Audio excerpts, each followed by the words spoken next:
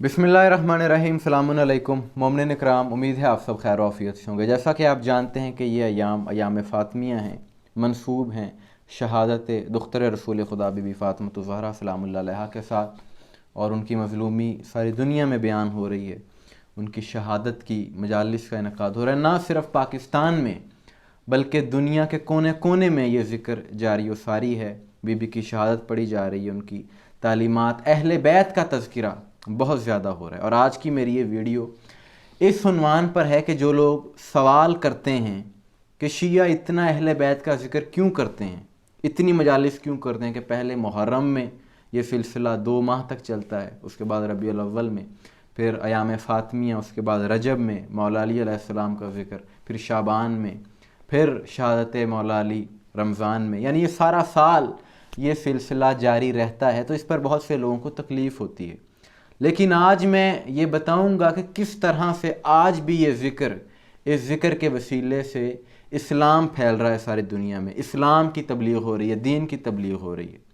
कि जैसा कि आप जानते हैं कि अयाम फ़ातिमिया हैं, और ख़ास तौर से इन दिनों में मोमिनीन ईरान जाते हैं, सारी दुनिया से वहाँ पर जाते हैं हरम इमाम रज़ा अलैहिस्सलाम की ज़ियारत के लिए, और ख़ुसूसन बीबी मासूमा कुम के रोज़े की ज़ियारत के लिए। ये रिवायात में मिलता है कि जिसने बीबी मासूमा कुम की कब्र की ज़ियारत की, उसने जनाब सैयदा की कब्र की ज़ियारत की। तो बहुत से लोग ईरान जाते हैं। इसी तरह वहाँ का एक इदारा है जो कि मंसूब है हरम इमाम रज़ा अलैहिस्सलाम के साथ, जिसका नाम है अल मुस्तबसरीन। इनकी वेबसाइट भी ऑनलाइन है, आप देख सकते हैं।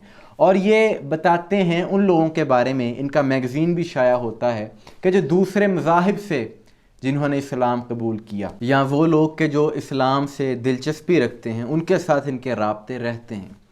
तो इस साल ये रिकॉर्ड एक कायम हुआ हरम इमाम रज़ा अलैहिस्सलाम पर, इस इदारे की जानिब से बताया गया कि 22,000 से ज़ायद लोग इनके ज़रिए हरम इमाम रज़ा पर इस्लाम कबूल कर चुके हैं, जिनमें से हर मुल्क से उनका ताल्लुक़ है। कोई चाइना से है, कोई ऑस्ट्रेलिया से है, कोई अमेरिका से है, मुख्तलिफ़ ममालिक से 22,000 अफराद हरम इमाम रज़ा अलैहिस्सलाम पर इस्लाम कबूल कर चुके हैं। और हाल ही में इन्हीं अयाम में एक ख़ातून जिनका नाम ओलिविया स्टेफनी है, जिनका ताल्लुक़ ऑस्ट्रेलिया से है, उन्होंने इमाम रज़ा अलैहिस्सलाम के हरम पर इस्लाम कबूल किया। और इस ख़ातून ने बताया कि जब ये रिसर्च कर रही थी इस्लाम के हवाले से, तो उसने कहा मैंने इस्लाम इसलिए कबूल किया कि मेरी ज़िंदगी के बहुत सारे सवालात का जवाब मुझे इसी रिसर्च के दौरान मिला।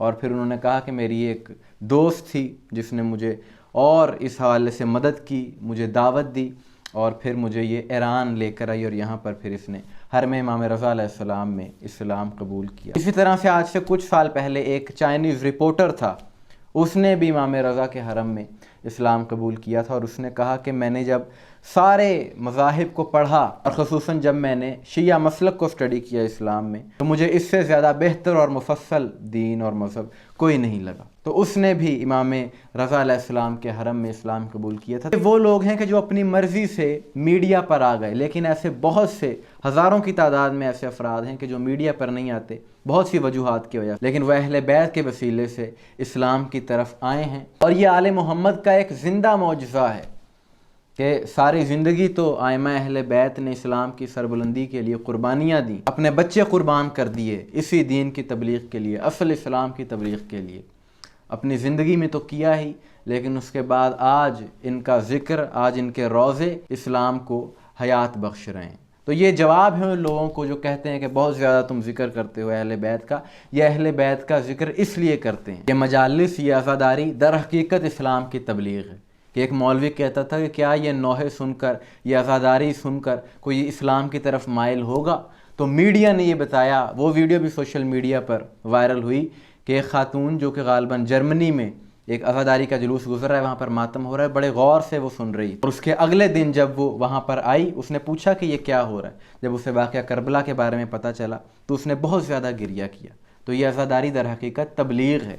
और ये तो आज की बातें हैं। आज से 30 साल पहले 1990 में मशहूर और मारूफ रेसलर जो कि एंटोनियो इनोकी था, जब वो जापान से एक दौरे पर इराक़ में गया, जब गया था उसका नाम एंटोनियो इनोकी था, لیکن جب وہاں سے واپس آیا حرم امام حسین علیہ السلام سے تو اس کا نام محمد حسین انوکی ہو چکا تھا، یعنی اس نے کربلا میں اسلام قبول کیا، اور اس کی وہ ویڈیوز بھی موجود ہیں کہ جس میں وہ حرم امام حسین علیہ السلام پر سجدہ کر رہا ہے، نماز پڑھ رہا ہے۔ جب اسے پتہ چلا امام حسین علیہ السلام کے بارے میں، آپ کی عظیم قربانی کے بارے میں جب اسے پتہ چلا تو پہلے اس کا تعلق بدھزم سے تھا، بعد میں مسلمان ہوا، حسینی ہوا حرم امام حسین علیہ السلام پر۔ تو آج یہ اہل بیت کا ذکر ہے کہ جس کے ذریعے سے اسلام کا اصل چہرہ، اسلام کا حقیقی چہرہ غیر مسلموں تک پہنچ رہا ہے، اور یہ اہل بیت کے ماننے والے ہی ہیں کہ جو اسلام کی